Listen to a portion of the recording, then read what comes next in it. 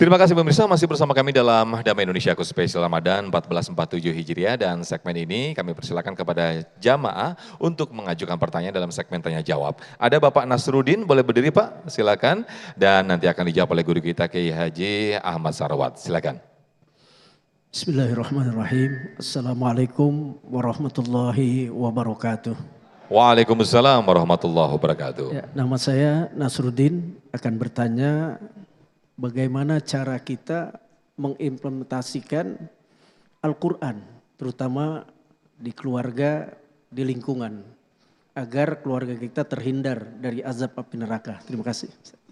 Baik, terima kasih Pak Nasruddin atas pertanyaannya. Boleh duduk kembali, bagaimana nih Ustadz Ahmad Sarawat mengimplementasikan Al-Quran di dalam keluarga dan juga kehidupan sehari-hari? Iya, bismillah, alhamdulillah, salatu wassalamu ala rasulillah. Pak Nasruddin dan juga Bapak Ibu jamaah yang dirahmati Allah. Ini pertanyaan kelihatannya enteng, tapi jawabnya susah.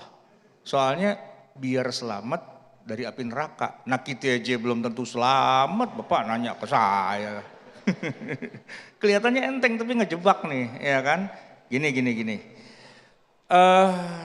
Kalau kita mau ngejalanin Al-Quran itu semuanya kudu ngerti, semuanya kudu paham. Ibarat kata kita di jalan raya, kalau pegang SIM semua pegang SIM. Cuman pada lulus nggak tuh waktu bikin SIM-nya? Jangan-jangan nembak gitu kan. Nah kalau pada nembak kan nggak tahu aturan. Jalur busway dimasukin, trotoar dinaikin, ngelawan arus, naik motor bertiga, cabe-cabean. Nah kan semuanya nggak tahu aturan. Ruwet Pak, ya kan. Kalau yang tahu aturan, berhenti, no mobil di depan no. Kita berhenti agak jauh dikit. Kagak tahu aturan, nyelip aja dia di situ. Ini orang kagak sekolah nih kayak gini, ya kan. Lu kagak punya SIM, lu kalau punya SIM juga nembak lu, kan gitu kan. Dia nggak tahu aturan, ya kan. Quran gitu juga. Kalau kita ingin menerapkan Quran di keluarga kita, ya semuanya kudu belajar dulu, lulus dulu belajarnya. Lah kalau belajarnya tidur mulu susah Pak, ya kan. Nggak apa-apa belajar Quran, nggak usah dipaksa. Kalau tadi kata Ustadz kita, ya nggak apa-apa sih sambil nyender, nggak apa-apa. Cuman pahalanya kurang dikit. Orang belajar sambil nyender Pak, itu pahalanya bagi dua sama tembok, ya kan. Nah, tapi yang penting belajar biar apa? Biar semua tahu, bapaknya tahu, ibunya tahu, anaknya tahu, semuanya tahu. Kalau semua udah ngerti, kan bagi waris nih contohnya. Bagi waris kan harus pakai Quran. Kalau yang udah tahu kan, oh babi lu udah kagak ada. Saya sebagai emak nih, sebagai istri, 1/8. Sisanya anak laki 2 bagian, anak perempuan 1 bagian. Kan udah gampang. Tinggal disetel gitu doang, ngomong mal 5 menit, selesai. Ya malam ini kita bagi warisan. Lu dapat segini, lu segini, selesai. Wassalamualaikum warahmatullahi wabarakatuh, selesai. Nah kalau yang kagak ngerti Pak, bertahun-tahun musuhan satu sama lain. Itu yang namanya WhatsApp itu isinya daftar anggota kebun binatang semua, caci maki sesama mereka. Lah pada kagak ngerti hukum Al-Quran, gimana mau nerapin Quran? Nggak pernah belajar isinya, cuman dibaca doang, didengerin doang, ngaku-ngakunya doang hafizul Quran. Isinya kagak paham, ayat dilewatin sebegitu aja, ya kan? Harusnya kan dipelajari, hukumnya dipelajari. Nah, pelajarilah semuanya itu agar semua ngerti, dan nanti kalau ada masalah bagaimana menyelesaikannya.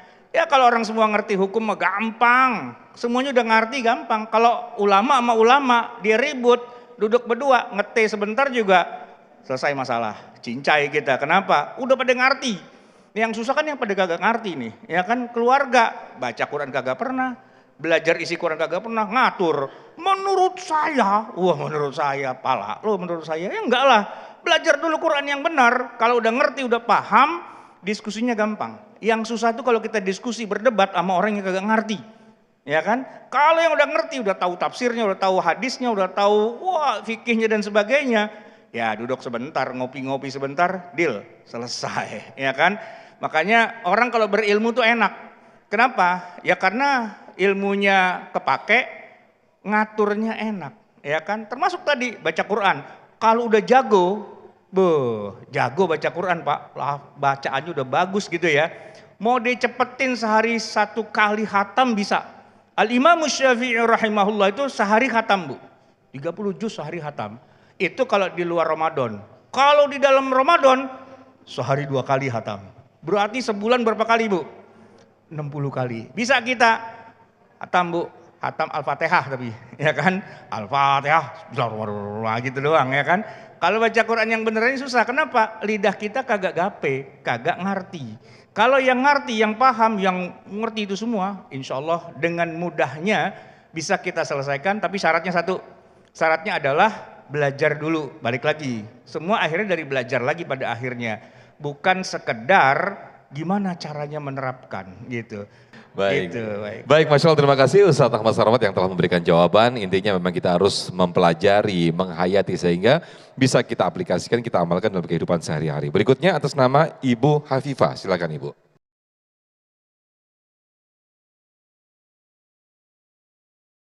Assalamualaikum warahmatullahi wabarakatuh. Waalaikumsalam warahmatullahi wabarakatuh. Nama saya Ibu Hafifah, mohon izin bertanya Pak Ustadz. Pertanyaan saya, bolehkah kita mengikuti membaca Al-Quran di saat kita mendengarkan bacaan Al-Quran sedangkan kita di dalam posisi haid? Itu pertanyaan dari saya. Terima kasih Pak Ustadz, mohon petunjuk. Wassalamualaikum warahmatullahi wabarakatuh. Waalaikumsalam warahmatullahi wabarakatuh. Silakan Ustaz Said Kutub, bagaimana ketika posisi wanita ketika sedang halangan? Baik, ini luar biasa Ibu ya, mudah-mudahan istiqomah ya. Di antara supaya kita menjadi ahlul Quran, ada tahapannya Bapak Ibu ya. Yang pertama itu kita membeli Al-Quran. Membeli Al-Quran, ada perjuangannya. Satu Quran, buat keluarga, buat ayah, ibu, anak beda. Paham Bapak Ibu? Satu. Kemudian yang kedua, yang kedua adalah jangan langsung membaca. Di antara adab kita dengan Quran adalah menyentuh dalam kondisi bersuci. Innallaha yuhibbut tawwab, innallaha yuhibbut tawwabina wa yuhibbul mutatahhirin. Allah suka orang yang bersuci. La yamassuhu illal mutahharun, dipegang kecuali dengan suci. Lalu yang menjadi pertanyaannya adalah bagaimana bagi wanita yang datang bulan, datang matahari dan sebagainya ya Bapak Ibu ya. Nah, jadi boleh nggak tetap kita berinteraksi dengan Al-Quran? Boleh ya. Satu, ibu kalau megang Al-Quran asli langsung, jangan langsung tangannya yang megang. Harus ada sarung tangannya. Ibu ya. Kalau gampangnya lagi, Qurannya pakai handphone digital. Ada nggak handphone? Bisa nggak ibu pegang? Itu bukan Quran asli, itu ada handphone, betul nggak? Nah, jadi ibu boleh pakai handphone. Jadi nggak ada alasan kita tidak interaksi dengan Quran. Paham Bu ya? Kalau ibu datang bulan silahkan megang handphonenya baca Qurannya ya. Apalagi yang udah para hufaz, yang udah hafal Quran nggak perlu pakai Quran lagi, dia udah bisa mengulang. Satu adalah kita apa kalau supaya ahlul Quran? Satu adalah membeli Quran, dua mengambil air wudhu, yang ketiga baru membaca Al-Quran. Ini pahalanya lebih dari 1 juta kebaikan. Tapi saya yakin ya, Bapak Ibu semua udah pada hatam Quran bulan Ramadan nih, betul nggak? Karena Al-Ikhlas itu sepertiga Quran, 3 kali ngulang hatam Quran. Cara gampang masuk surga baca Quran. Alif Lam Mim itu berapa ayat Bapak Ibu? Berapa? 3 huruf. Satu baris itu 15, satu halaman 15 baris. Satu baris rata-rata 30 huruf kali 10, 15 kali 30 kali 10 sama dengan banyak ya. 4.500 kebaikan. Sekali hatam itu lebih dari 1 juta kebaikan. Ramadan dikalikan 10 kali lipat. Alhamdulillah, Masya Allah ya. Setelah dibaca, baca terjemahannya kalau belum paham tafsirannya. Tadi misalnya imam bacaannya bagus, jamaahnya nangis. Kenapa nangis? Imamnya lama banget ya. Saya mau namain anak saya sesuai dengan bacaan Quran saya. Bagus nggak? Dibuka secara acak, siapa nama anaknya? Jahannam ya. Ya, bukan Qurannya yang salah, kitanya yang gagal paham. Maka tadaburi ayat-ayat Allah Subhanahu wa taala supaya paham. Kemudian juga setelah ditadaburi dihafalkan Bu. Orang yang di dalam dadanya nggak ada hafal Quran bagaikan rumah tanpa penghuni. Orang dikatakan ahli ilmu kalau di dalam dadanya ada hafalan Quran. Bal huwa ayatun bayyinatun fi suduril ladzina utul ilm. Setelah menghafal itu murojaah, diulang-ulang. Namanya hafalan, ada lupanya nggak Bapak Ibu? Saya nggak ada yang lupa, kenapa? Nggak ada yang saya hafalin, ya? Iya emang nggak ada yang lupa. Orang yang menghafal itu ada 4 kriterianya. Cepat ngapal, lupanya susah. Ada yang lupanya cepat, ngapalnya juga cepat. Ada yang lupanya lambat, ngafalnya juga lambat. Nah kalau kita nih yang keempat ya, susah ngafalnya, cepat hilangnya. Nah itu namanya manusia ya.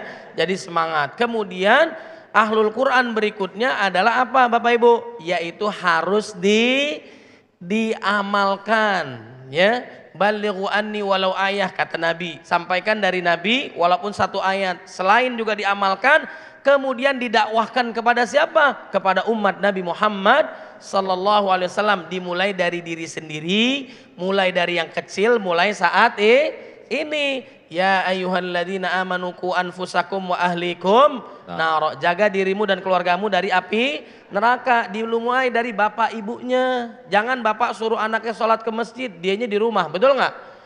Kalau laki sering sholatnya di rumah tuh namanya laki-laki soleha ya, pakaiin jilbab ya. Kalau secara perempuan walaupun di rumah kodrat berbeda, derajatnya sama insya Allah. Baik, alam. terima kasih Ustaz Saikutup atas jawabannya. Nah pemirsa, di segmen berikut kami akan hadirkan calon da'i dan da'iyah kita untuk bertausiah di depan para jamaah dan juga pemirsa dalam segmen Da'i Cilik Damai Indonesia.